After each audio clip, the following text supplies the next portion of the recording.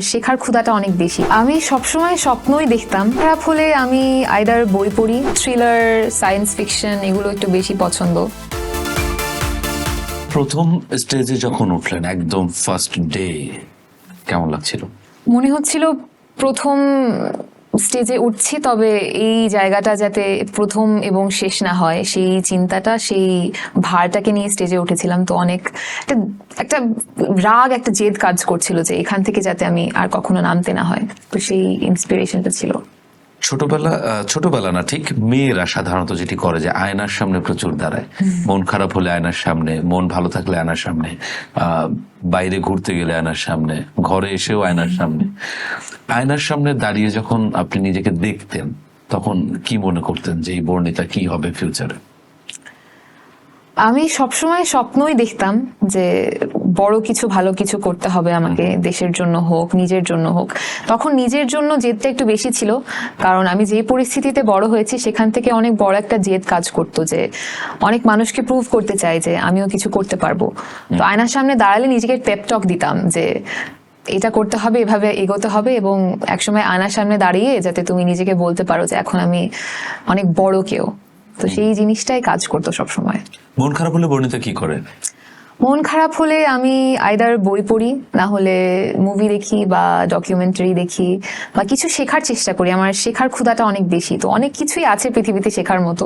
তো টুকটাক দেখা যাচ্ছে ইউটিউব টিউটোরিয়াল দেখে কিছু একটা শিখছি। তো এগুলো করেই আমার সময়টা কাটে। আমি দূরে দাঁড়িয়ে আছি, একটা মোমেন্ট, আমি দূরে দাঁড়িয়ে আছি, আপনি দূরে কোথাও একটা বসা। তো আমি আপনার দিকে তাকালাম এবং কি দেখলে বুঝতে পারবো আপনার মন ভালো, আর কি দেখলে বুঝতে পারবো যে আপনার মন খারাপ? এটা বোঝা আসলে কঠিন। আমার মন ভালো হলেও যে এক্সপ্রেশন, মন খারাপ হলেও সেই এক্সপ্রেশন। এই কারণে আমি জিজ্ঞেস করছি। মানে আমি চেষ্টা করি কি যতই মন খারাপ হোক কাউকে বুঝতে না দিতে। আমি অসুস্থ থাকি বা খারাপ থাকুক মন, বুঝতে না দিতে। তবে কাছের মানুষ যারা তারা বুঝে যান, তবে ওটাকে চেষ্টা করি মাস্ক করার, চেষ্টা করি যে মানুষ যাতে বুঝতে না পারে। কারণ নিজের মন খারাপ, নিজের ক্ষোভটা নিজের কাছেই, নিজেকেই সেটা থেকে রিকভার করতে হবে। তবে বুঝতে দেওয়ার চেষ্টা করি না, না বুঝতে পারলেই আমার লাভ। ওকে, সিনেমা দেখেন অনেক, জি।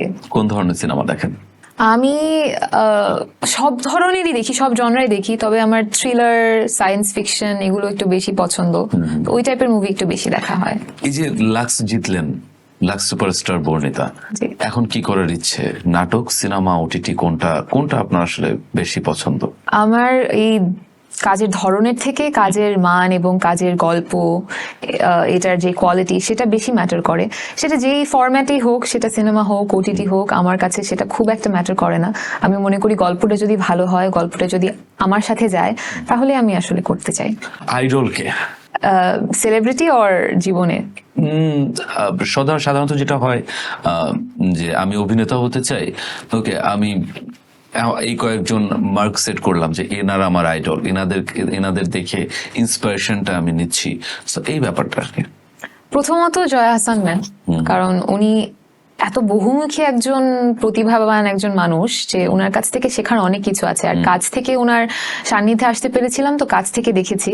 তো উনি এত গুণী, তো ওনার কাছ থেকে ওনার যে গুণগুলো আছে সেগুলো যদি নিতে পারি।